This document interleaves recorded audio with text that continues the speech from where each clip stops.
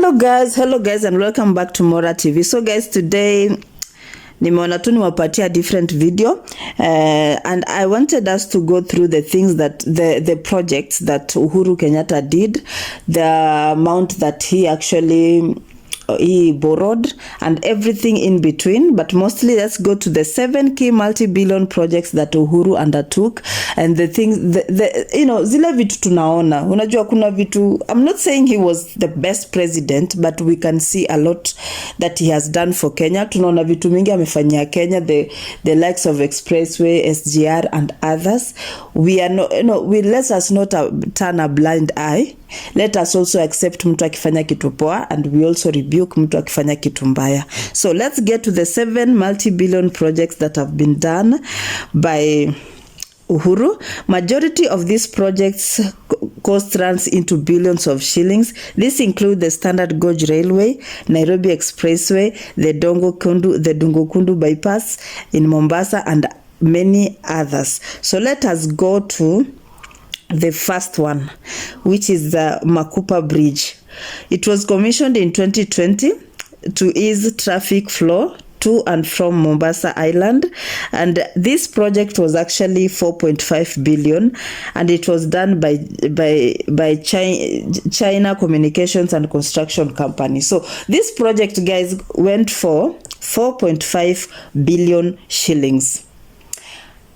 I feel itchy nasikia tu compare, because if you see Ruto's project, they ran into tens of billions but they have not materialized, but this guy went into this seat or into the throne and to the house up in the hill, that's how they call it, the house on the hills, and he did this bridge at 4.5 billion shillings. Hata kama kuna zenye ziliibwa, Makupa Bridge iko and it is working and it has eased the traffic flow from Mombasa from Mombasa Island. And nataka kuuliza watu wanakaa Makupa, hiyo area on Makupa Bridge, or those people who use that bridge, how is it?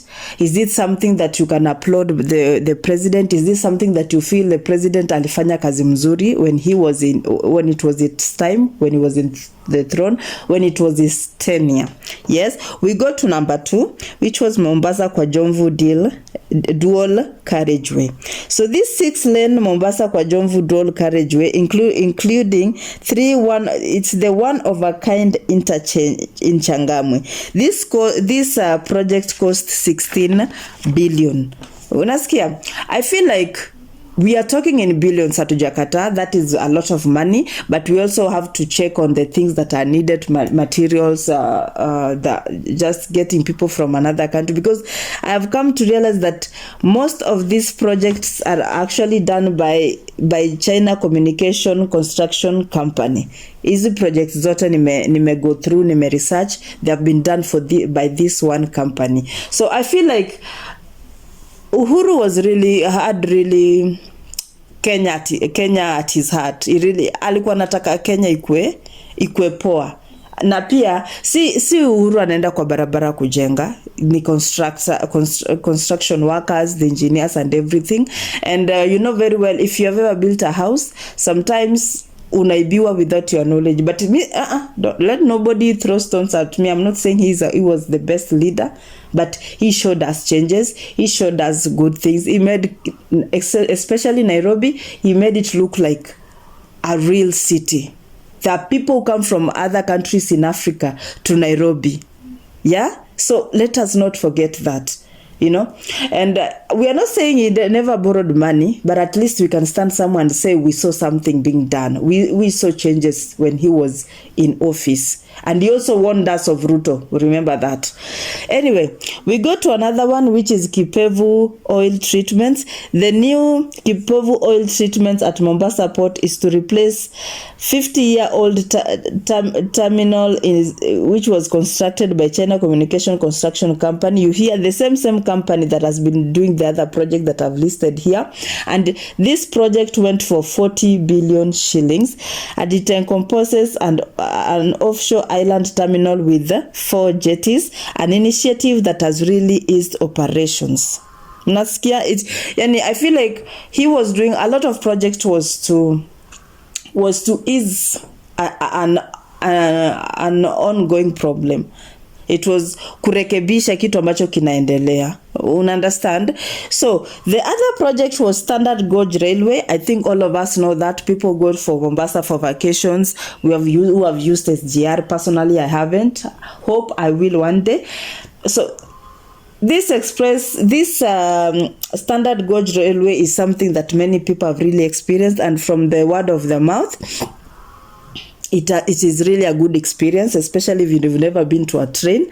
So it's a 472 kilometer Nairobi to Mombasa Standard Gauge Railway project, launched in 2014, completed in 2017, was worth 339 billion. I feel like this is the highest I've seen so far. I'm not saying it is, but kulingana na what I was researching, this is like the highest. And another commercial contract of 169.5 billion was signed in 2015 for railway line extension from Nairobi to Naivasha. So leave alone the one that was coming from Nairobi to Mombasa. There's now the 169.5 billion worth of commercial contract that was supposed to extend this railway line from Nairobi to Naivasha by the same China Communication and Construction Company. So I'm still saying it is the same company that is still handling these projects. Then we go to number 5, which is Nairobi Expressway. I think this one many people know, especially those people who have cars or people who use that road. No, you don't really have to have cars. You can unatumia Uber, So the 27.1 kilometer expressway project from Lolongo through JKIA past city center to Westlands cost 73.5 billion. The highway features 4 lanes and a 6-lane dual carriageway. I don't think there's really much to say about this, because this is something we see, especially in Nairobi. It is something like visible, something you can see, something you can attest to, something you can say that it has really eased some traffic here and there. Although traffic in Nairobi ni ngumu kuisha, but it really is something. We go to the Kisumu port. So Kisumu port, apparently, it was built in 1901. It was revamped in 2018 at a cost of 3 billion. The mega project, which is highly regarded as a fruit of the March 2018 handshake. So you remember when Uhuru and Raila put down their differences and shook hands, brought Kenya together because a country is bigger than them. This thing that we called handshake, it was actually a very big word that time. I think this is the way maybe Uhuru tried to kurudisha mkono and to try to do something in Kisumu, because that's the homeland of our very own Baba. I don't even know if it's our very own anymore, but anyway. So this Kisumu port ilizaliwa from the Uhuru and Odinga handshake. It was launched in 2019, and by 2020 it had recorded 60% increase in cargo handling compared to 2018. So guys, I feel like Indo project nimeona imefanywa faster sana. I feel like there was an urgency of peace. There was an urgency of just trying to calm down Kenya. That's why it was done so fast. And I'm really happy that Uhuru saw they need to bring Kenya together. They need to bring peace. They need to calm things down. They need to show Kenya that we are one. There's nothing like tribe. We are Kenya, and we have to hold each other and move forward from that. Because Kenya has started having that, not started, but from way back, it has had really, really lethal after election incidents, things that have really brought in the pain, the bitterness, the anger, the urge to kill each other. Hizo tu vitu, but I feel like Uhuru really played it down and really tried to mend whatever it was that was not working, and I applaud him for that. And I hope that remains. I hope people see and really emulate that. So guys, what do you think about this multi-billion projects that I have listed for you? What else do you think Uhuru did that sija list? Ama ni nini unaona hakufanya na nime list? Above all guys, I feel like there's also the fact that there's a place I read that actually kuna debt yenye what do we call him, Uhuru, not Uhuru but Ruto inherited from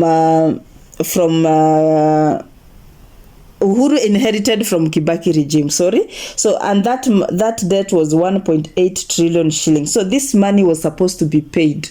Ni deni alipata akiingia kwa kiti.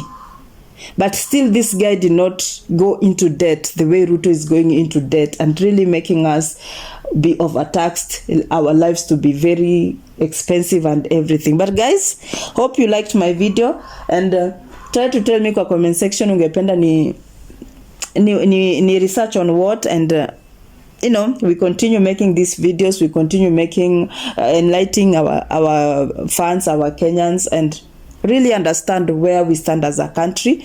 And above all, pray for Morara Kewaso, because this guy is really doing it, and I'm really loving the Vampire Diaries.